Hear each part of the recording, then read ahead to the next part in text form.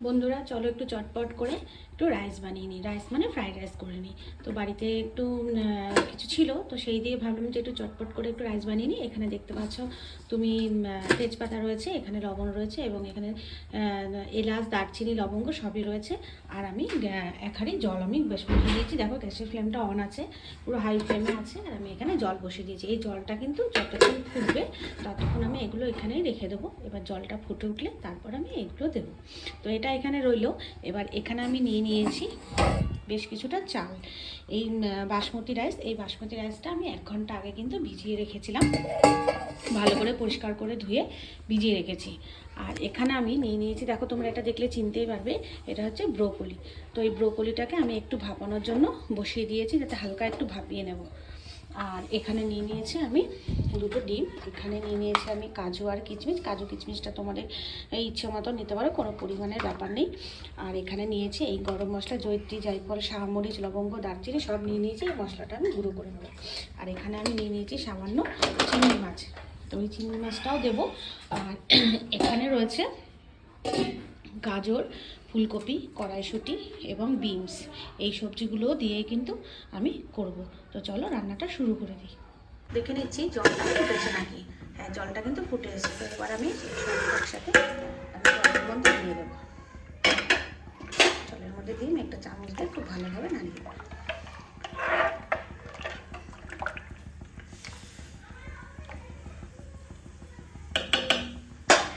এই চালটা যে আমি ধুয়ে রেখেছিলাম, সেই চালটা কিন্তু আমি জল ঝরিয়ে নিয়েছি। এবার এই চালগুলো আমি আস্তে আস্তে করে এর মধ্যে দিয়ে দেবো।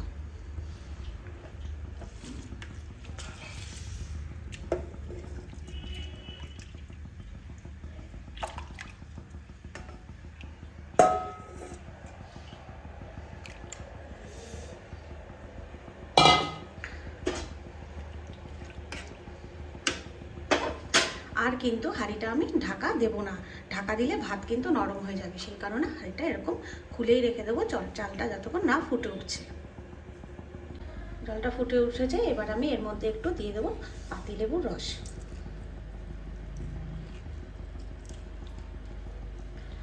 সামান্য একটু পাতিলেবুর রস আমি এর মধ্যে দিয়ে দিলাম, আমি মিশিয়ে দিলাম। আমি এটা রেখে দেবো ফুটে ওঠার জন্য। এই ব্রোকলিটা একটু গরম জলে হালকা একটু ভাপিয়ে নিয়েছি, কারণ একটু ভাপিয়ে নিতে হয় এই ব্রোকলি, সে কারণে আমি একটু হালকা গরম জলে ভাপিয়ে নিয়েছি। ভাপিয়ে আমি জলটা ঝরিয়ে নিয়েছি। এখানে আমি একটা কড়াই বসিয়ে দিয়েছি গরম হওয়ার জন্য। কড়াইটা গরম হয়ে গেলেই আমি এই মশলাগুলো ভালো করে আমি এই কড়াইয়ের মধ্যে আগে ভেজে নেব। তো কড়াইটা গরম হোক, তারপর আমি দেবো, এখনও গরম হয়নি। এটা গরম হয়ে গেছে, এবার আমি এই মশলাগুলো এর মধ্যে দিয়ে দিলাম। এই মশলাগুলো কিন্তু গরম কড়াইতে, শুধু শুকনো কড়াইতে ভেজে নিতে হবে। যতক্ষণ এই মশলাগুলো থেকে সুন্দর গন্ধ বেরোচ্ছে ততক্ষণ এই মশলাগুলো একটু ভেজে নিতে হবে। আর এই সাইডে দেখো ভাতটা হচ্ছে, যতক্ষণ ভাতটা হচ্ছে ততক্ষণ আমি এই মশলাগুলো একটু রেডি করে নেব। তো বন্ধুরা তোমরা সবাই কেমন আছো? আমি তো আশা করছি তোমরা সবাই ভালো আছো, আমিও ভালো আছি তোমাদের ভালোবাসাতে। তো আমার এই রান্নাগুলো তোমরা দেখো, এবং খুব সিম্পল রান্না এবং খুব সাধারণ রান্না, রোজকার সংসারে যেসব রান্না হয় তো সেসব রান্নাই আমি তোমাদের সাথে শেয়ার করি এবং আমার ভালো লাগে। তাই তো তোমরা কিন্তু যারা নতুন বন্ধুরা আছো আমার চ্যানেলটাকে কিন্তু অবশ্যই সাবস্ক্রাইব করো। তোমাদের ভালোবাসা আর তোমার সাপোর্টের আমার খুব প্রয়োজন। আর তোমরা আমাকে অনেক ভালোবাসা দাও এবং অনেক সাপোর্ট করো।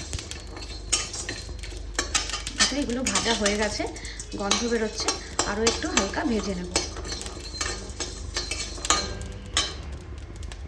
মশলাগুলো ভাজা হয়ে গেছে, ভালো গন্ধ বেরিয়ে গেছে। এবার আমি গ্যাসটা অফ করে দেবো মশলাগুলো ঠান্ডা হওয়ার জন্য। আমি গ্যাসটা অফ করে দিলাম। এবার মশলাগুলোকে আমি ঠান্ডা করে নেব। ঠান্ডা করে একটা মিক্সিং বলে ভালো করে মিক্সি করে নিয়ে আসবো। ভাতটা বয়েল হয়ে গেছে, 80% ভাতটা কিন্তু বয়েল হয়ে গেছে, তোমরা দেখতেই পাচ্ছ।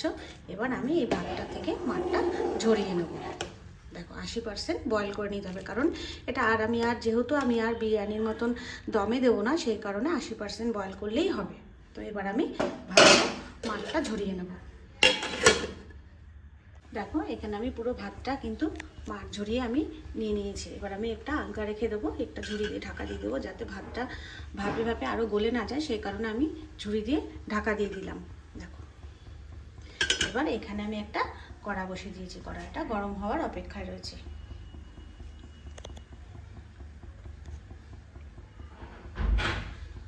বেশ গরম হয়ে আসছে। কড়াইটা ভালোই গরম হয়ে গেছে। এবার আমি এখানে বেশ কিছুটা পরিমাণে ঘি দিয়ে দেবো।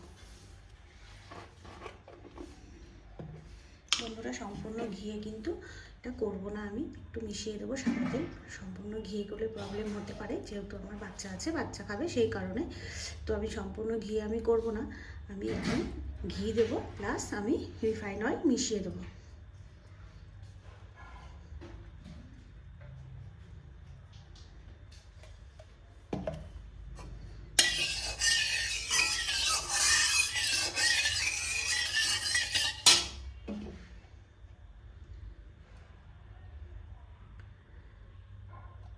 দেখো, আমি রিফাইন অয়েল মিশিয়ে দিয়েছি, পরে প্রয়োজন হলে আবার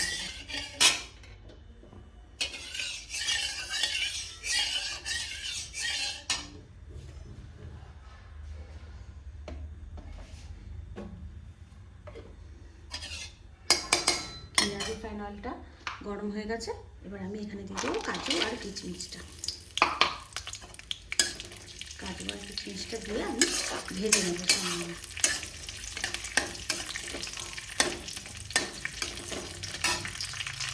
দেখো, কাজু কিচমিচটা আমি এইভাবে সুন্দর করে ভেজে নিয়েছি। এবার সেই তেলের মধ্যে বা অথবা ঘিয়ের মধ্যে আমি দিয়ে দেবো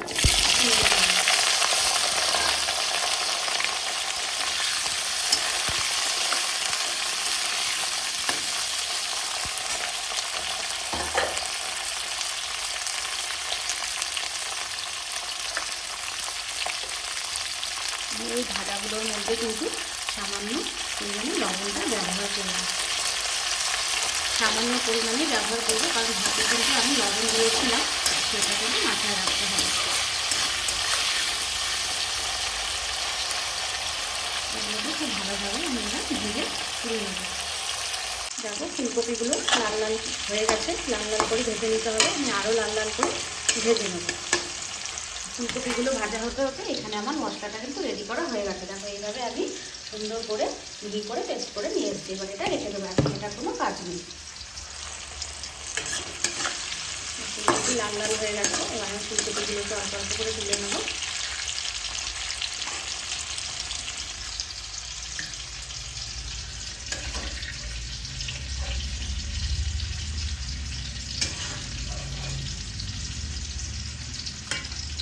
ফুলকপিগুলো আমার এইভাবে ভাজা হয়ে গেছে, আমি তুলে নিয়েছি। এবার আমি সেই তেলের মধ্যে অথবা ঘিয়ের মধ্যে আমি আবার এই ব্রোকলিগুলো দিয়ে দেবো। ব্রোকলিগুলো কিন্তু আমি ভেজে নেবো। এই ব্রোকলিগুলো কিন্তু সেদ্ধ করার সময় বন্ধুরা খুব সাবধানে সেদ্ধ করতে হবে, কারণ এই ব্রোকলিগুলো বেশি সেদ্ধ হয়ে গেলে কিন্তু একদম গলে যাবে। তো সামান্য উষ্ণ গরম গরম জলের মধ্যে ব্রোকলিগুলো দিয়ে একটু হালকা গরম করে নিয়ে ফেলে দিতে হবে জলটা, খুব বেশি সেদ্ধ করা যায় না। ব্রোকলিগুলো আমি ভেজে নেব। ব্রোকলি ভাজা হয়ে গেছে, আমি ব্রোকলিগুলোকে এইভাবে একইভাবে তুলে নেব।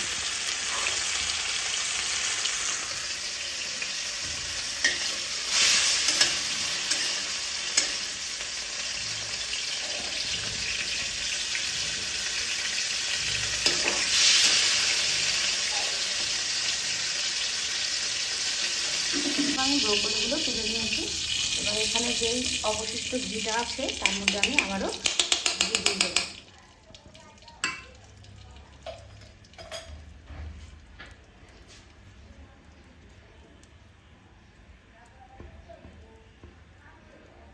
আবারও একটু আমি ঘি দিয়ে দিলাম।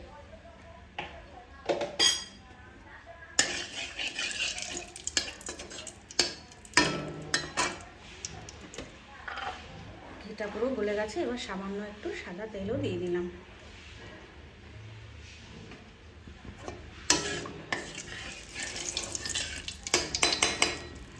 পুরো মিশে গেছে। এবার বন্ধুরা, এই যে ঝুড়ির মধ্যে রেখে দিয়েছিলাম পেঁপে, বিনস, গাজর আর কড়াইশুঁটি, এই সমস্ত কিছুগুলো আমরা ভেজে নেব।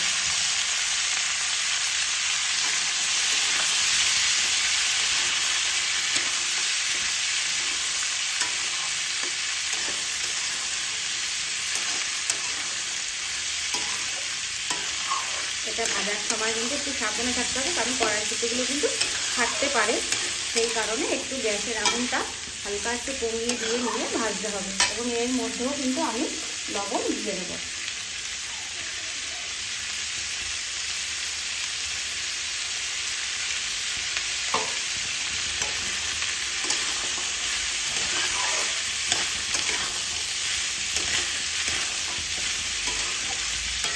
এবার এগুলো আমি পুরো ভেজে তুলে নেব, ভালো মতন ভেজে নিতে হবে।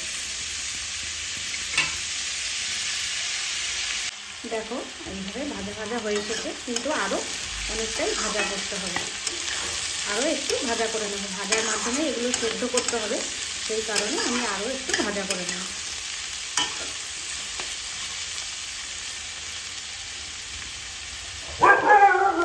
দেখো ভাজা হয়ে গেছে। এবার আমি এই একইভাবে আমি এগুলো সব তুলে নেব।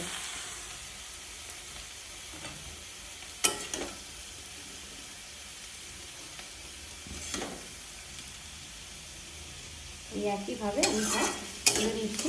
বন্ধুরা, গাজরগুলো হয়তো আমি ছোটো ছোটো করে কেটে ফেলেছি, কিন্তু আমি অত ভালো কাটতে পারি না। কাটিংটা রান্নার সৌন্দর্য বাড়ায় ঠিকই, কিন্তু আমি যেরকমভাবে পেরেছি সেরকমভাবেই কেটেছি। অত সৌন্দর্য করে কাটিংয়ের দরকার নেই, যেরকমভাবেই পারবে সেরকমভাবেই কাটবে তোমরা। মেন হচ্ছে রান্নার মশলা এবং টাইমিংটা, এটা যদি তোমরা ঠিকঠাক রাখতে পারো তাহলে কিন্তু রান্নার স্বাদ অবশ্যই আসবে। কাটিং সৌন্দর্য বাড়াবে আর বাকি কিন্তু রান্নায় স্বাদ বাড়াবে। তো সেই কারণেই বলছি কাটিংয়ের অতটা প্রয়োজন নেই, কারণ আমরা অন্যান্য ক্যাটারারদের মতন নয় যে আমরা এত ভালো কাটিং করতে পারবো, সেই কারণেই আমি এইভাবে কাটতে পারিনি। তো আমার এবার ভাজা হয়ে গেছে, আমি এবার তুলে নিলাম।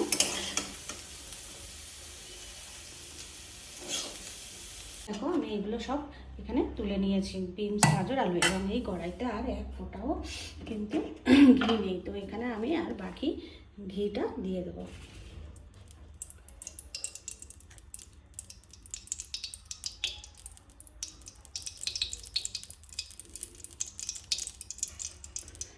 আমি বাকি ঘিটা এখানে দিয়ে দিয়েছি। এবার এই ঘিটা গরম হয়ে গেছে,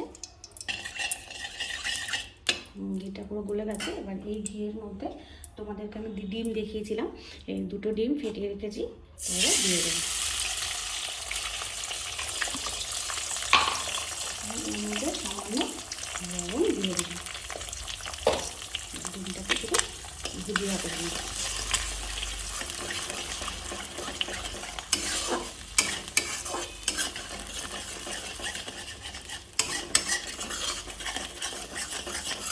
ভুজিয়া একদম এইভাবে করে নেব।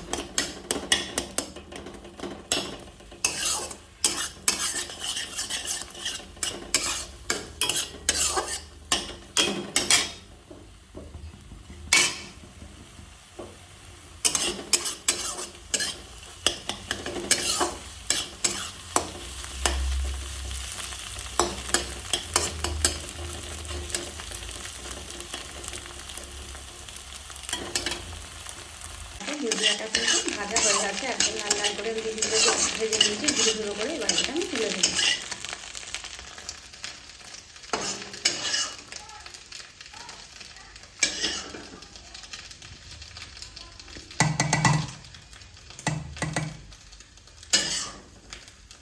দেখো কড়াইতে একদম ঘি নেই, এবার আমি দিয়ে দেবো এখানে একটু সাদা তেল।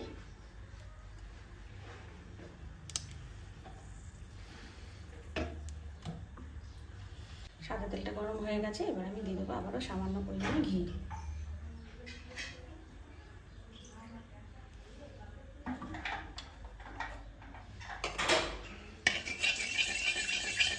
ঘি আর সাদা তেলটাকে মিশিয়ে নিলাম।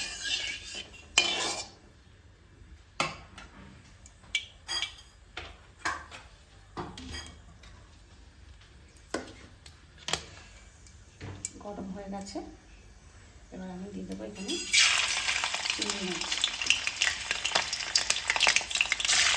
চিংড়ি মাছটা লাস্টে ভাজতে হবে, কারণ প্রচুর জল বের হয়, জলটাও শুকোতে হবে, সেই কারণে চিংড়ি মাছটা সবার শেষে ভাজতে হবে।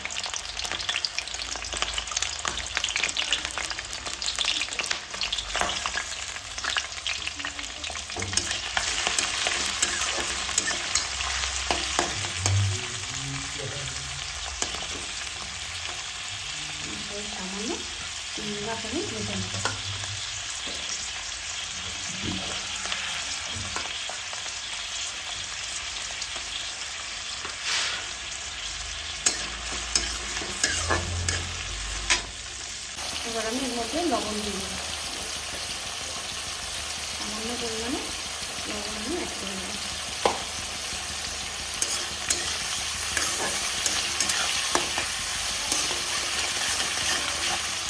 জলটাকে কিন্তু পুরো শুকোতে হবে।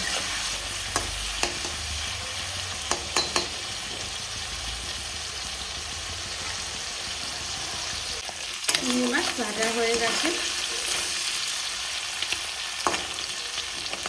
আমি ভেজে রাখা সমস্ত কিছুগুলো আমি এর মধ্যে দিয়ে দিলাম।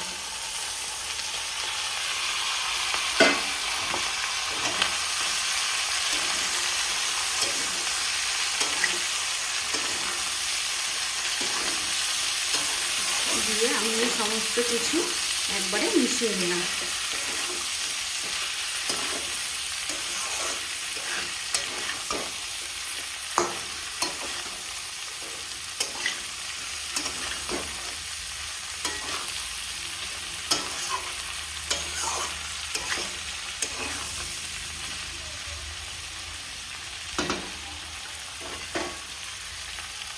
এর মধ্যে অনেক ঘি রয়েছে, ঘিটা আমি দিয়ে দিলাম।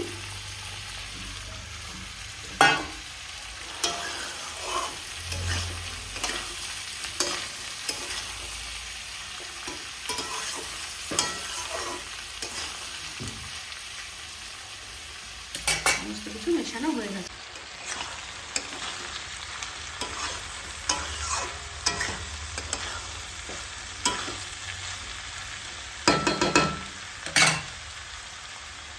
বন্ধুরা আমি এখানে সমস্ত কিছু মিশিয়ে নিয়েছি। এবার আমি কড়াইটা সরিয়ে দেবো। দেখছো গ্যাসটা কত হাই আছে, এবার একটু কমিয়ে দিলাম। আর আমি এই হাঁড়িটা আবারও বসিয়ে দিলাম, একদম কমিয়ে দিয়ে। কিন্তু কড়াই এই ভেজে রাখা সমস্ত কিছু আমি এর মধ্যে দিয়ে দেবো।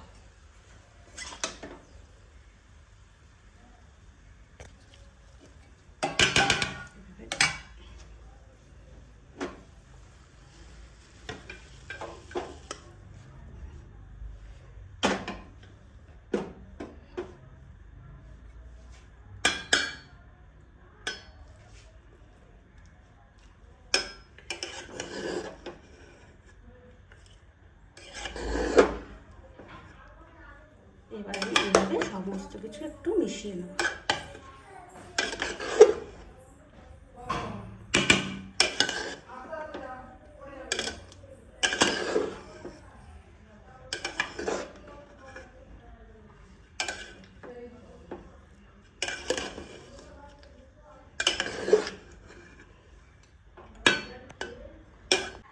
দেখো আমি সমস্ত কিছু এখানে মিশিয়ে দিয়েছি এবং গ্যাসের আগুনটাকে কিন্তু একদম কম করে নিতে হবে, নাহলে ভাত কিন্তু নিচ থেকে ধরে উঠতে পারে। এবার আমি মিশিয়ে দেবো এখানে চিনি। এটা তোমরা তোমাদের স্বাদ অনুযায়ী দেবে, কিন্তু একটু মিষ্টি মিষ্টি হলে খেতে ভালো লাগে।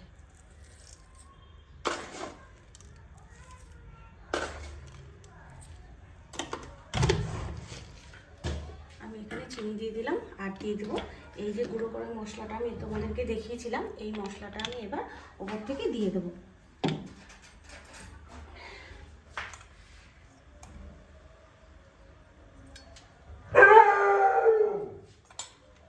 সামান্য দিয়ে আমি এটা মিশিয়ে নেব।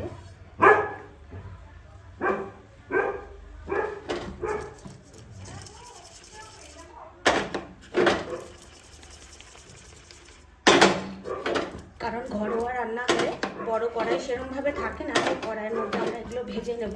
সেই কারণে গ্যাসটাকে একটু অল্প করে হাঁড়ির মধ্যে এভাবে কিন্তু মিশিয়ে নেওয়া যায়।